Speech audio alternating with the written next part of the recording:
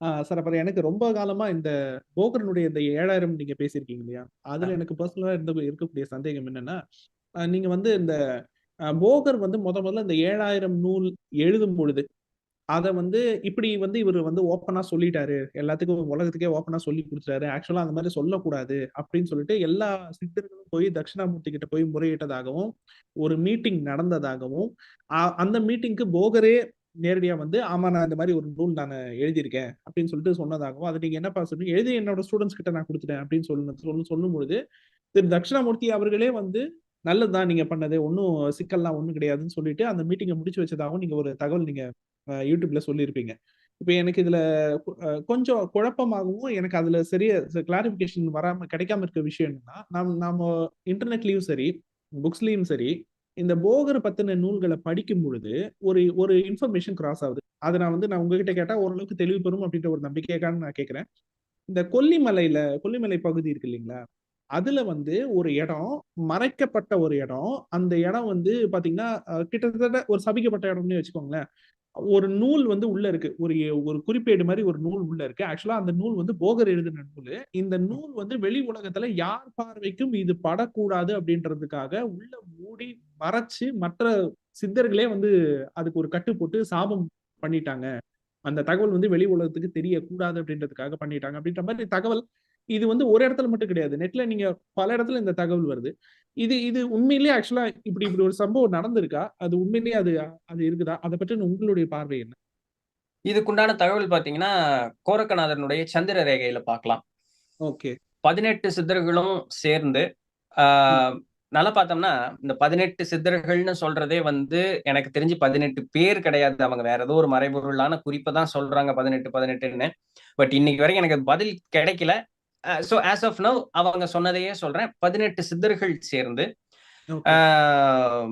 17 சித்தர்கள் ஆ ஞானக்கோவை அப்படின்னு நெனைக்கிறேன். ஆமா. 18 சித்தர்களும் சேர்ந்து ஒரு நூல் செய்றாங்க. ஓகே. இந்த ஒரு நூல் செஞ்ச உடனேயே அகத்தீசனார் என்ன பண்றாராம், அந்த நூல வந்து தூக்கிட்டு போயி ஒரு குகைக்குள்ள வச்சு அந்த குகைய வந்து மூடிர்றார். இது யா அந்த வச்சு அந்த இடத்துல மூடிர்றார். அப்போ இது வந்து மக்களுக்கு கிடைக்கிறதுக்கு முன்னாடி அகத்தீசனார் இப்படி பண்ணிட்டாங்க அப்படின்னு சொல்லி, சித்தர்கள் வந்து அகத்தீசனார் மேல ஒரு சாபம் குடுக்குறாங்க. என்ன அப்படின்னு சொன்னா, உங்களுக்கு இந்த நூல் கண்ணுக்கு தெரியாது. அது ஓ! வெறும் கொண்டு பாறையா போய் தான் தெரியும். வச்சவருக்கே அந்த நூல் கண்ணுக்கு தெரியாதுன்னு. ஆமா. கண்ணுக்கு தெரியாது. அது வெறும் பாறையா தான் தெரியும். ஓகே. அப்படின்னும், உண்மையாலுமே அந்த ஒரு சித்த நிலைக்கு வந்து ஒரு தேடுதல் இருக்கக்கூடியவர்கள் வரும்பொழுது, அந்த நூல பார்க்கும்பொழுது அவர்களுக்கு நூல் தெரியுமா? இப்ப நம்மாளு நக்கலுக்குன்னே கேட்பான்ல. சரி இவனுக்கு நூல் தெரியுது. பின்னாடி அகத்தீசினர் வந்து நின்னு பார்த்தாருன்னா தெரியாதான்னு நம்மாள் கேட்பான். ஆனா அது நியாயமான கேள்வி தான். அப்படி நாம் படிக்கும் பொழுது பக்கத்துல அகத்தீசினர் நின்னு பார்த்தாலுமே அவருக்கு அது கல்லா தான் தெரியுமா? அவருக்கு அது நூலா தெரியாதுங்கிறது தான் சாபமே. ஓஹோ! இது வந்து எங்க இருக்குன்னா, கொல்லிமலையில சதுரகிரியில இருக்கு. ஆ. அந்த நூல் எடுப்பதற்குண்டான வழி பாதையும் கோரக்கநாதனுடைய சந்திர ரேகையில இருக்கு. குடுத்திருக்காங்க. இந்த தடம் போ, இந்த இந்த இடம் போ, ஓசை கூப்பிடு தூரம் போ, ஓகே. அதுக்கப்புறம் அம்பு விடும் தூரம், அதுக்கப்புறம் ம மனம் பயணிக்கக்கூடிய தூரம். இந்த மாரி ஒவ்வொரு இது சொல்லுவாங்க. நமக்கு அதெல்லாம் அந்த கணக்கெல்லாம் நம்ம இழந்துட்டோம். அம்பு விடும் தூரம்னா எவ்வளோன்னு தெரியாது. ஆமா. யோசனை தூரம்னா எவ்வளோன்னு தெரியாது. ஆமா. ஆனா நம்மளுடைய சைவ சித்தாந்த நூட்கள்ல இதற்குண்டான குறிப்பு இருக்குங்கிற மாரி நான் கேள்விப்பட்டேன். பட் இன்னும் ஓகே. நான் படிச்சு பார்க்கல. ஆனா அது ஓகே. சதுரகிரியில இந்த நூல் இருப்பதாகவும், ஓகே. நாம போனாலுமே அத எடுத்து படிக்கலாம் அப்படின்னும், அந்த ஓ நூல் எடுத்து படிக்கும் பொழுது, கோரக்கநாதரே நேர்ல வந்து நம்மை ஓகே. வந்து சித்தர்கள் இருக்கக்கூடிய இடத்திற்கு அழைத்துச் சென்று நம்மை சிவசித்தர் ஆக்குவார்கள் அப்படிங்கிறதுக்கு உண்டான அந்த குறிப்பும் கோரக்கநாதனுடைய சந்திர ரேகையில இருக்கு. ஓஹோ! Okay, okay, okay. புது தகவல் சார் இது. ஏன்னா இந்த இந்த தகவல் வந்து நம்ம படிச்ச எந்த நூல்கள்லயுமே இல்ல. ஆனா இது ரொம்ப காலமா மக்களுக்கு தீராத ஒரு குழப்பம் இருக்குது. சதுரகிரியா, கொல்லிமலையா? சதுரகிரியா, கொல்லிமலையா? சதுரகிரி சதுரகிரியில இருக்கு. Okay, okay. சதுரகிரி மலை. Super sir, super. ஏன்னா அதுக்கு எனக்கு ஞாபகம் இருக்கிற இண்டிகேஷன் பார்த்தீங்க அப்படின்னு சொன்னா, இது சிவமொழியே ஞாபகம் வருது. இது நம்மளுடைய பேசில் பேசில் லீஃப் இருக்குல்ல, தமிழ்ல என்னங்க? கற்பூரவள்ளியே வில்வமா? வில்வங்களா? இல்ல, இல்ல, இல்ல, இல்ல. அடடா! சரி நான் ஞாபகம் வரும்போது சொல்றேன். அந்த அந்த ஓகே. செடி பூரா அந்த இடத்துல விளைஞ்சிருக்கும் அப்படிம்பாங்க. நல்லா எங்க வீட்டு தொட்டியில இருக்கு. Okay, okay. ஆ பேசில் லீஃப் அப்படின்னு இது பண்ணுவாங்க. Okay, okay. துளசி ஸோ அந்த இல்லையா? அந்த செடி புரியலைங்க. துளசி இலைங்களா? பேசில் புரியல. லீவ்னு போட்டா துளசி இலை தான் வருது. துளசி இல்லை. அது கற்றாழைங்களா? திருநீற்று கற்றாழையா? பச்சிலை. திருநீர் திருநீற்று பத்திரி. பச்சிலை. ஓகே, திருநீர் ஓகே. பத்திரி. ரைட். திருநீற்று பச்சிலை. ஓகே. திருநீற்று பச்சிலை. கேள்விப்பட்டிருக்கேன். திருநீர் பத்திரின்னு சொல்லுவோம் நம்ம கொலோக்கியலா. அது ஓகே, ஆக்சுவல் தமிழ் வந்து திருநீற்று பச்சிலை. அந்த ஓகே. அந்த அது ஒரு தோட்டம் போல இருக்குங்களா. ஸோ அதுதான் நமக்கு இண்டிகேஷன். அங்க அங்க போய் உட்கார்ந்து தவம் செய்யணும். எந்த திசை பார்க்கணும், எத்தனை தூரம் நடந்து போயிருக்கணும், அங்க உண்டான குறிப்பெண் இருக்கு, எவ்வளவு நாள் தவம் செய்யணும், என்ன மந்திரம் சொல்லி தவம் செய்யணும், அது எல்லாமே இருக்கு. ஓஹோ! ஓகே. எல்லாமே கொரக்கநாதனுடைய சந்திர ரேகையில இருக்கு. ஓஹோ! Okay, okay, okay. ரைட். அப்போ அப்போ இந்த அந்த போகர் 7000 அப்படின்றது வந்து எல்லா சித்தர்களும் வந்து இந்த மாதிரி வெளிப்படையா சொல்லி கொடுக்க கூடாது அப்படின்னு சொல்லிட்டு சொல்ற அந்த நிகழ்வு சொல்றீங்க இல்லையா? அப்போ அதாவது நான் வெளி பார்வையாளர்களுடைய ஒரு ஆஸ்பெக்ட்ல நான் கேட்கிறேன். இப்படி ஏன் வந்து அவங்க எல்லாத்தையுமே வந்து ரெஸ்ட்ரிக்ட் பண்றாங்க? இதெல்லாம் பப்ளிக் சொல்லி கொடுக்க கூடாதுன்னு அவங்க சொல்றாங்க. அப்போ அவங்களுக்குள்ளேயே பாலிடிக்ஸ் வந்து இருந்திருக்கா அப்படின்ற மாதிரி ஒரு கேள்வி வருது. இதை நீங்க எப்படி பாக்குறீங்க? இல்ல அதுதாங்க. இப்போ ஒண்ணும் இல்ல. எல்லாருக்கும் இப்ப இத போகநாதர் கிட்ட வேண்டான்னு சொன்னவரு, அகத்தியர் எல்லாரையும் கூட்டம் சேர்த்திட்டு போனாரு அப்படிங்கிற அந்த ஒரு தகவல் இருக்கும்போது, அதே ஓகே, அகத்தீசனாரினுடைய நூல்ல எடுத்து பார்த்தோம்னாலுமே, சவர்க்காரத்த கட்டுறதுக்கு உண்டான வழி, சவர்க்காரத்த குரு பண்றதுக்கு உண்டான வழி எல்லாமே எழுதியிருப்பாரு. ஓகே, பட் மேபி போகநாதர் இன்னும் இலகுவா சொல்லிட்டாரு. மக்களுக்கு இது ஓகே, ரொம்ப இலகுவா கிடைச்சிருச்சு அப்படின்னு சொல்லும் பொழுது, அவர்கள் அதை எந்த வகையில வேணாலும் அத தவறா மிஸ்யூஸ். பயன்படுத்தல. ஏன்னா, அவங்களுடைய கண்ணோட்டத்துக்கு வந்து மோகர் ஒரு இளம் சித்து.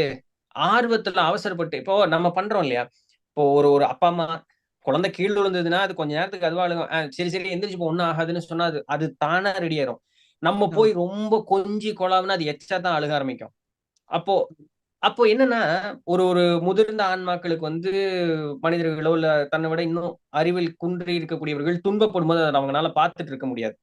ஓகே, ஆனா, ஒரு ஓகே, சில நேரம் நம்மள கொஞ்சம் ரெஸ்ட்ரிக்ட் பண்ணி தான் ஆகணுங்கிற ஒரு ஸ்டேட் இருக்கும். அப்ப என்னன்னா, அந்த இளம் சித்தா இருக்கும்பொழுது நமக்கு ஆர்வம் மக்களுக்கு குடுக்கணும், இன்னும் நெறைய குடுக்கணும் அப்படின்னு சொல்லும் பொழுது, ஓகே, அந்த ஒரு கோணம் வரும்பொழுது, இல்ல இப்ப வேண்டாங்கிற மாதிரி கூட இது இது வந்து அசம்ப்ஷன் தான்.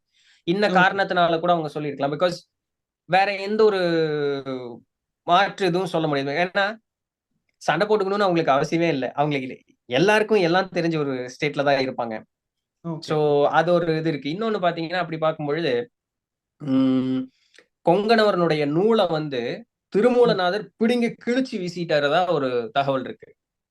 கொங்கணருடைய நூலை பிடுங்கி கிழிச்சு வீசியிருக்காரு. ஆமா, ஆமா. ஓ! அந்த நூல் வந்து ஒரு ஒரு ஒரு பேசிக்கான ஒரு யோக ஞானம் இல்லாதவர்களுக்கு கூட யோகம் வந்து கைகூடுற அளவுக்கு அவ்வளவு எளிமையா அதுல வந்து இருந்ததாகவும், ஓகே, இவ்வளவு ஈஸியா மக்கள் கிட்ட போச்சுன்னா, அது வந்து ரொம்ப தவறான ஒரு பாதைக்கு போயிரும் அப்படின்னு சொல்லி, அத வந்து கிழிச்சே வீசிட்டாங்க அப்படின்னு சொல்லக்கூடிய அந்த ஒரு குறிப்பும் இருக்கு.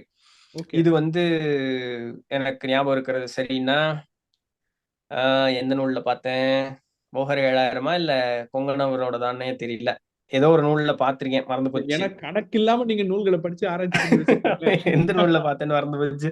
ஓகே. ஆனா ஆனா அப்படி ஒரு இது நிகழ்வு. இது ஆனா இப்படி ஒரு செயல்பாடுன்றது வந்து அவங்களுக்குள்ளேயே கொஞ்சம் ஒரு மிஸ் அண்டர்ஸ்டாண்டிங் அதாவது இல்ல, ஒரு மாரி என்னோட ஸ்டூடண்ட் வந்து கொஞ்சம் அவசரப்படுறான் அப்படிங்கிறது வாத்தியாருக்கு அந்த ஒரு உரிமை இருக்கு இல்லீங்களா? Okay, okay, okay. மூலர்பரன் இருக்காரு, காலாங்கிநாதர் இருக்காரு, போகநாதர் இருக்காரு. போகநாதருக்கு கீழ 64 சீடர்கள் இருக்காங்க. Okay, okay. அப்ப எப்படி பார்த்தாலுமே எனக்கு எனக்கு வந்து மூலர்வரான் அப்படிங்கிறது ஒரு கொள்ளு பாட்ட மாதிரி. ஆமா. அப்ப கரெக்ட். ஏன் என் மகன் இல்ல அது. எனக்கு உரிமை இருக்குல்ல. என் மகன் நீ தப்பு பண்ணிட்டுடா, பண்ணக்கூடாதுடா, அவசரப்படாத அப்படின்னு சொல்ற எனக்கு உரிமை இருக்கு இல்லையா? Right, so right. அந்த ஒரு உரிமை தான் அப்படிதான் நம்ம அத பார்க்கணுமே தவிர, நீங்க என்ன இப்படி பண்றீங்கன்னு பார்க்கக்கூடாது அது. ஓகே, என் ஓகே. பையன் இல்ல, என் வம்சம் இல்ல. அத அவன் தப்பு பண்ணிறக்கூடாதுங்கிறதுக்கு நான் பார்க்கணும்ல. சோ அந்த ஒரு இது. Right, right, right, right. ஆ, ராகுல்ஜி உங்களுக்கு ஏதாவது கொஸ்டின் இருக்கா? சார் சாட்ல ஒருத்தர் ஒரு கேள்வி கேட்டிருக்காரு, சைலேஷ் அப்படின்னு. நிதிலன் சார், இது உங்களுக்கான கேள்விதான் சார். ஓகே. மந்திரம் சிரத்தையாக அர்த்தம் தெரியாமல் ஜபம் செய்வது சிறப்பானதா, அல்லது அர்த்தம் தெரிந்து ஜபம் செய்வது சிறப்பா? காயத்ரி மந்திரம் பற்றி சித்தர்கள், ரிஷிகள் என்ன கூறினார்கள், அதை பற்றி சொல்லுங்கள் அப்படின்னு சொல்லி கேட்டிருக்காங்க. ஓகே. மந்திரம் அப்படிங்கிறது பார்த்தோம் அப்படிங்கும் பொழுது, நம்மளுடைய மனதை திறப்படுத்துவதற்குண்டான ஒரு வழி. துணைக்கோள் அப்படிங்கறதான் மந்திரம் அப்படின்னு சொல்லக்கூடியது. காயத்ரி மந்திரத்தை பத்தி சித்தர்கள் ரொம்பவே பெருமையா வந்து பேசின இடம் எல்லாமே வந்து உண்டு. அகத்தீசனார் அதை ரொம்ப உன்னிப்பாவே வந்து காயத்ரி மந்திரத்தை பத்தி சொல்லியிருக்காரு. இன்னைக்கு நம்ம வந்து அந்த ஓம் பூர்புவஸ்வஹ சொல்றோம் இல்லைங்களா, அதனுடைய அர்த்தம் பார்த்தோம் அப்படின்னு சொன்னா ரொம்ப அழகான ஒரு அர்த்தமா இருக்கும். நம்ம என்னன்னா மொழி சண்டையினால அர்த்தத்தை விட்டுறோம். இது ஒண்ணு. இன்னொன்னு, அர்த்தமே புரியாம ஒரு காரியத்தை சொல்லிட்டு இருக்கோம் அப்படிங்கிறது 2. இப்ப இந்த அர்த்தத்தை புரிஞ்சுக்கிட்டோம்னு வச்சுக்கோங்க, இது நீங்க அவரவர்களுடைய தாய்மொழியிலேயே எல்லா பெரியவர்களும் கொடுத்துட்டு போயிருக்காங்க. நம்ம வேற ஒரு இதுக்கு போகணும்னே அவசியமே கிடையாது. இப்ப நம்மளுடைய சைவ முறைகள் எடுத்து பார்த்தோம்னா, சைவ நூட்களோ வைணவ நூட்களோ எடுத்து பார்த்தோம்னா, சாமியை பாராட்டி பாடுறது நமக்கு புரிஞ்ச ஒரு மொழியாவே இருக்கு. இப்ப நம்ம சரி காயத்ரி, அவரு காயத்ரி மந்திரம்னே கேட்டதுக்கே வரனே, அது ஒண்ணும் இல்ல. எல்லாம் அந்த ஒளியாக இருக்கக்கூடிய அந்த ஒரு இறை ஆற்றல் அப்படின்னு சொல்லக்கூடியது எனக்கு அருளட்டும், இதுதான் அதுல இருக்கும். என்ன வந்து கிளென்ஸ் பண்ணி எனக்கு உன்னுடைய ஆற்றல் வந்து என்கிட்ட வந்து தங்கி இருக்கட்டும்னு இருக்கும். இதுதான் இருக்கும். இப்ப இதை உணர்ந்து சொல்லும் பொழுது என்ன ஆகும், ஆத்மார்த்தமா அந்த ஒரு ஒரு ஒரு இது வரும். இல்லைன்னா சும்மா சொல்லிக்கிட்டே இருப்போம் பூர்வசுவன்ட்டு, அதுல ஒரு பயனுமே இல்லை. எந்த ஒரு காரியமும் எந்த ஒரு செயலும் அர்த்தம் புரிஞ்சிருச்சு அப்படின்னு சொன்னா அது ஆத்மார்த்தமாயிரும். என்னைக்கு அது ஆத்மார்த்தமா மாறுதோ அன்னைக்குதான் பலன் ஆரம்பிக்கும். அது நாள் வரைக்கும் நம்ம வெறுமனே முணுமுணுத்துக்கிட்டே இருக்க வேண்டியதுதான். ஓகே. அப்போ நம்ம மக்கள் வந்து பரிகாரம்ன்ற பேர்லயோ அல்லது நேர்த்திக்கடன் அப்படின்ற பேர்லயோ ஏதாச்சும் ஒரு உபாசனை அப்படின்ற பேர்லயோ சில சில விஷயங்களை ஃபாலோ பண்றாங்க இல்லையா, ஒரு குறிப்பிட்ட காலத்துக்கு மட்டும் ஃபாலோ பண்றாங்க இல்லையா, அப்ப அது வந்து அதுக்குள்ள உங்களுக்கு இந்த ஆத்மார்த்தம் அப்படின்ற விஷயம் வந்து ரொம்ப இருக்காது இல்லையா? அதுதான் இப்போ நீங்க நீங்க சோதிடர், உங்களுக்கே இந்த ஒரு இது தெரியும். இப்போ ஒரு கோயிலுக்கு போயிட்டு வாங்கன்னு நீங்க சொல்றீங்க, அவங்களுக்கு ஒரு அவசியம். அந்த ஒரு கோயிலுக்கு போயிட்டு வரும்பொழுது அவர்களுக்கு ஒரு நல்ல ஒரு மாறுதல் வரும்னு நம்ம ஆட்கள் என்ன அடுத்த கேள்வி கேட்பாங்க, எவ்வளவு நாள் போகணும்னு அதுதான் முதல் கேள்வி கேட்பாங்க. ஆமா ஆமா. ஃபர்ஸ்ட் விஷயமே எங்க ஆத்மார்த்தம் கட்டுதான். அவங்க ஆரம்பிக்கிறதுக்கு முன்னாடியே எங்க ஆத்மார்த்தம் கட்டு. கண்டிப்பா. நான் படிச்ச இடத்துல எங்க ஐயா கேட்பாரு, யார் தேவைக்காக போறீங்கன்னு கேட்பாரு. ஓகே. உங்க நல்லதுக்கு தானே போறீங்க, காரியம் நடக்கிற வரைக்கும் போங்க. அதுல என்ன போய் கேள்விக்கு எவ்வளவு தடவை போறது, சாமி தானே கும்பிட போற, அதுவும் உங்க தேவைக்காக உங்க துன்பம் நீங்கணுங்கிறதுக்காக போறீங்க. அப்போ நான் வந்து நீ சொன்ன நான் போறேன், அவ்வளவுதான். அங்க ஆத்மார்த்தமே இல்ல. Okay okay. இது என்ன ஆகும்னா, இப்ப நம்ம ஆட்கள் கேட்பாங்க, இப்ப தெய்வம் அருள் செய்யாதா அப்படின்னு.